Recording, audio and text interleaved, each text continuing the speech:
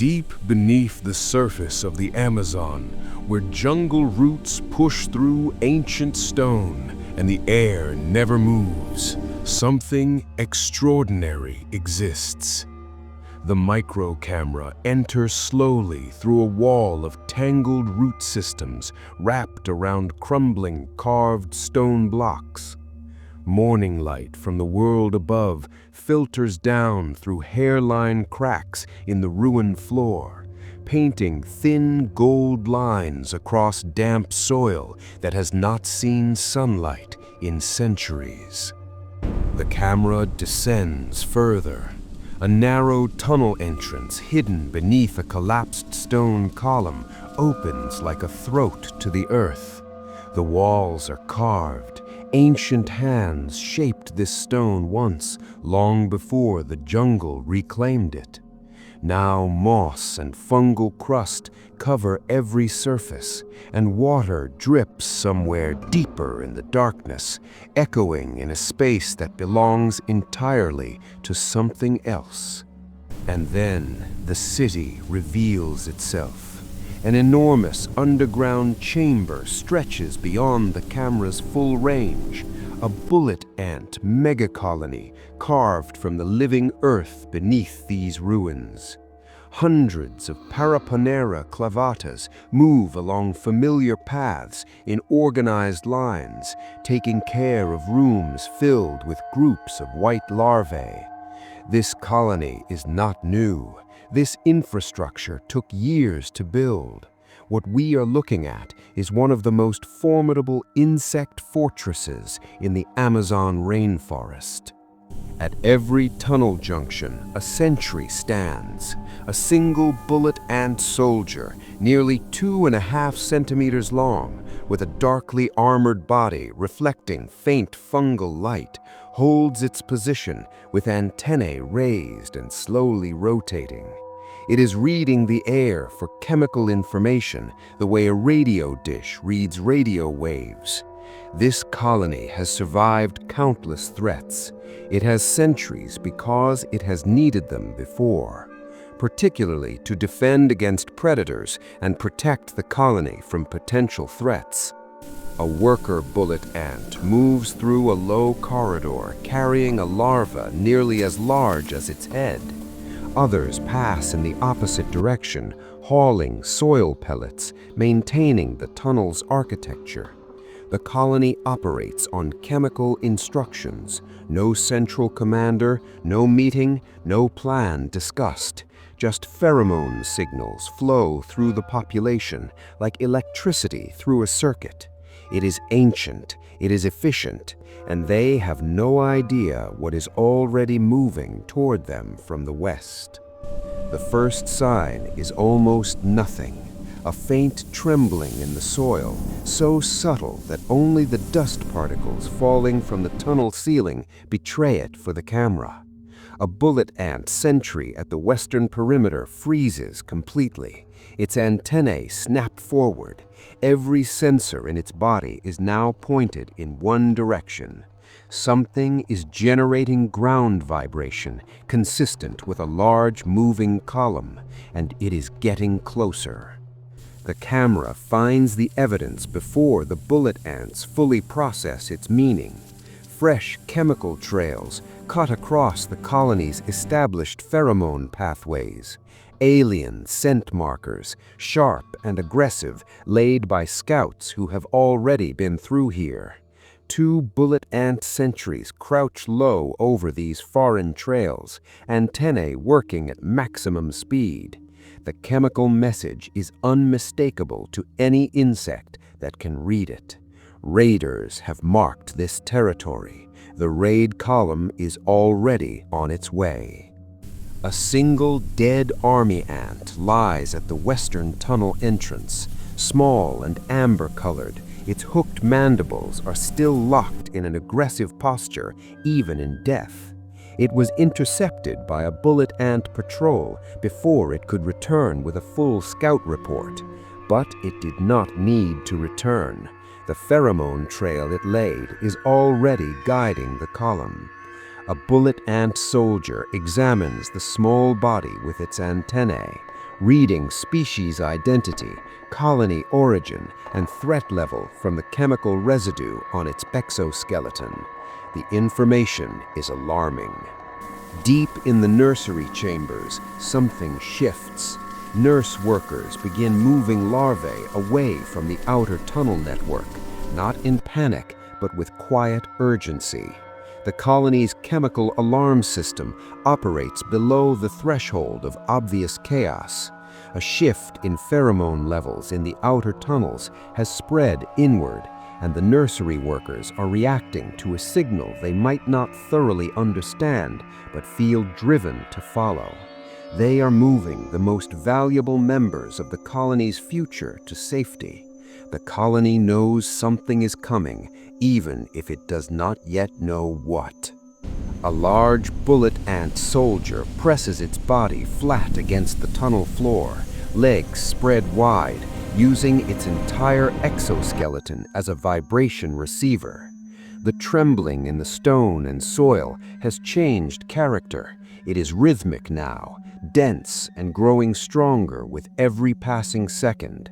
The soldier has felt this pattern before, or carries the chemical memory of it encoded in colony history.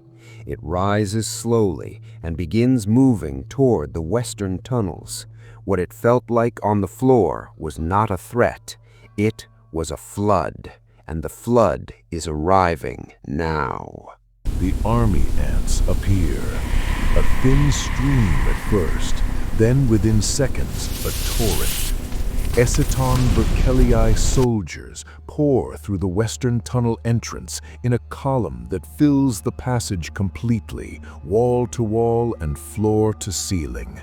Hundreds of amber bodies move in perfect chemical coordination, antennae sweeping the ground, large-headed soldiers with sickle-shaped mandibles riding the column flanks. The micro-camera shakes from the vibration alone. The raid has begun. The first bullet ant scout meets the column head-on at a junction 40 meters inside the western perimeter. It rises to full height, body vertical, mandibles spread to maximum width, stinger curved forward and exposed. It is the largest insect in this tunnel by a significant margin, and its threat display is biologically designed to stop most predators cold. The army ant column does not slow by a single stride. 3 army ant soldiers break from formation and attack the bullet ant's legs simultaneously from 3 directions. The camera captures the moment at extreme close range. Army ant mandibles lock onto a leg joint, the precise articulation point where the kitten is thinnest. The bullet ant pivots with a speed that seems impossible for its size and drives its stinger directly into the thorax of the attacking soldier. The army ant convulses, its grip releases, it falls twitching to the tunnel floor. The bullet ant stings a second attacker, then a third, but there are already 12 more moving in behind them. Chemical alarm detonates through the colony like a shock wave. The attacked scout's alarm pheromones trigger a cascading response that propagates through the tunnel network faster than any physical signal could travel. Bullet ant soldiers pour from side tunnels in waves, heavy, deliberate, and moving with the grim efficiency of a species that has fought for its survival for millions of years. The colony is fully mobilized. Every available soldier is moving toward the invasion front. The soldiers are walking toward a force that outnumbers them by an unimaginable ratio. 2 fronts meet in a wide chamber, 60 meters inside the colony perimeter. A wall of bullet ant soldiers facing a river of army ants that stretches back through the tunnel as far as the camera can see. For a fraction of a second, almost too brief to register, both sides pause. Then the army ants surge, and the chamber becomes a single roaring mass of combat. The micro-war has begun in full. The numbers are staggering. Army ants flood the chamber 10 times faster than the bullet ant defenders can respond to individual threats. But the bullet ants are not losing easily. Each soldier fights with extraordinary violence. Each sting drops 3 army ants, sometimes 5, in writhing, convulsing clusters. The venom of Paraponera clavata does not merely cause pain, it causes full neurological disruption. Army ants stung at close range stop functioning within seconds. The floor of the chamber is already scattered with amber bodies, but the column behind them is effectively infinite. The column splits. A secondary force, a flanking arm of several thousand army ant workers and soldiers, peels away from the main assault and moves silently into a side tunnel aimed directly at the nursery approach. The main battle rages and draws every bullet ant defender toward the western front. The flanking column moves in near silence, guided by pheromone trails laid by scouts during the pre-raid infiltration hours earlier. The army ants have not stumbled into this colony. They mapped it first. The camera reaches the nursery approach tunnel, where bullet ant workers have formed a living defensive wall, bodies packed together, mandibles forward, filling the passage completely. Army ant soldiers pile onto the wall, mandibles working at every exposed joint and antenna. The living wall holds. Bullet ants sting attackers off their bodies continuously. The wall is shrinking. One defender at a time is being overwhelmed and pulled down, but it is holding for now. The larvae behind it are protected for now. The central tunnel floor is no longer visible. It is covered entirely by struggling insects. Army ants swarming every bullet ant in groups of 8, 10, or 15 bodies piling onto one defender. The camera captures a large bullet ant soldier falling for the first time, not due to injury, but due to the sheer accumulated weight as its legs struggle to find purchase on the soil beneath the mass of attackers. It continues stinging from the ground. The casualties on both sides are now beyond counting, but the army ants can afford their losses. The bullet ants cannot.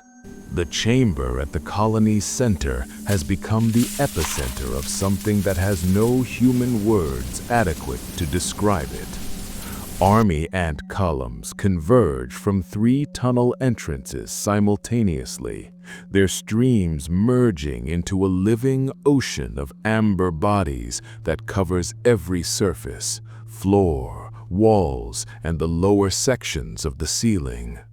Bullet ant soldiers stand in this flood like dark islands, fighting in every direction at once, each one engaged with more enemies than should be physically possible to manage.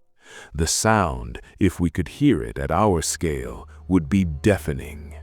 The camera gets close enough to capture a single bullet ant stinger in action at extreme macro range. The stinger drives into a cluster of army ants, and for a fraction of a second, caught in the cold green fungal light, a venom droplet is visible at the point of contact before it disappears into chitin. 6 army ants collapse in a writhing mass from a single sting. The bullet ant is already turning, already targeting the next cluster.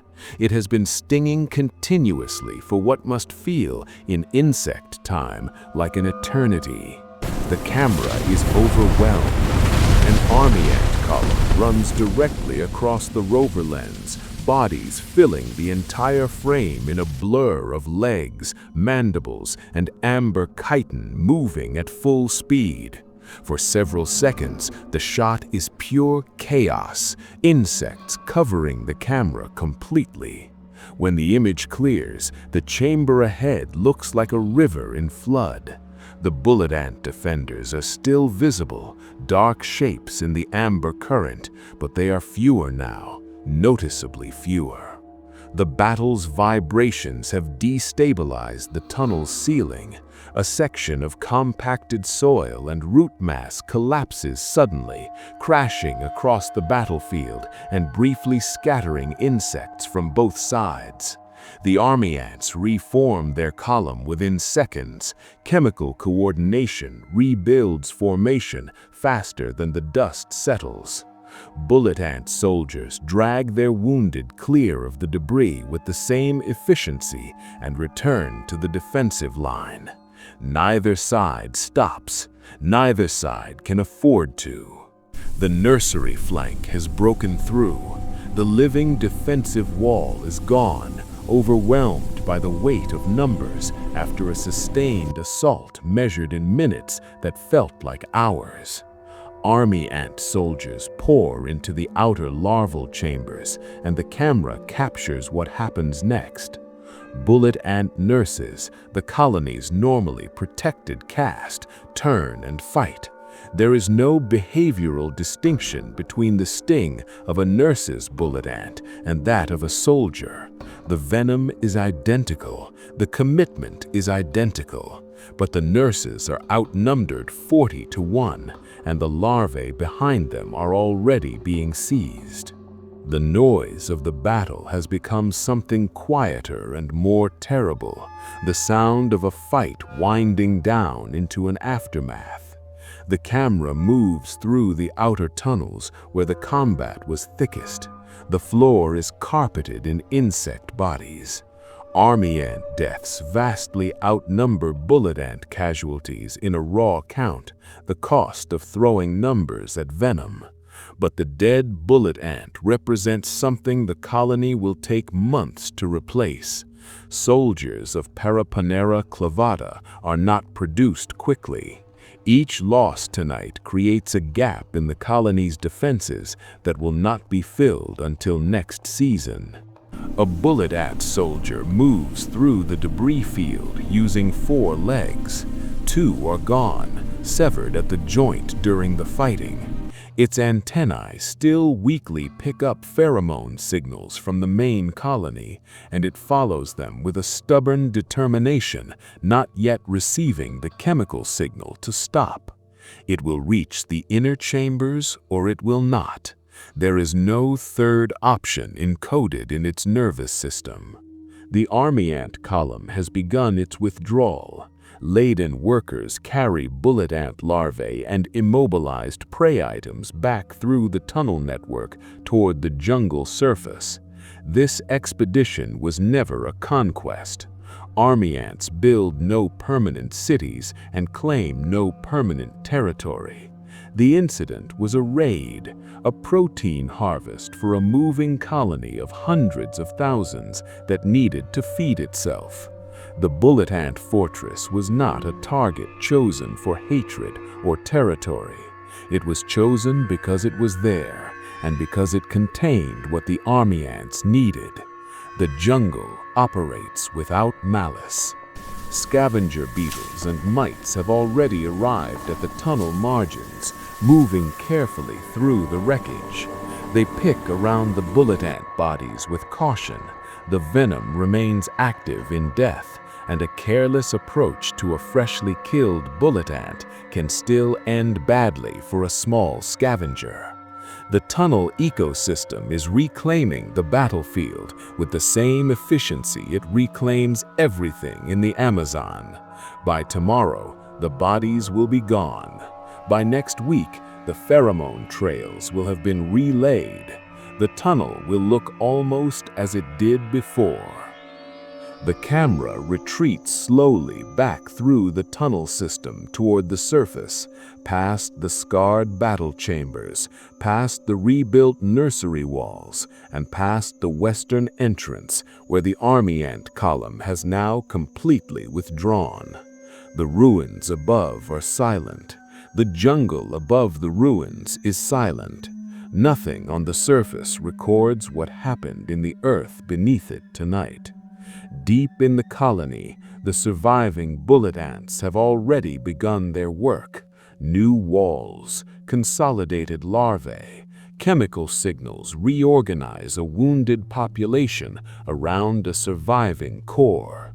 This colony has been here for years. It will be here for years more. The war beneath these ancient stones does not end. It pauses, and it begins again. It always begins again.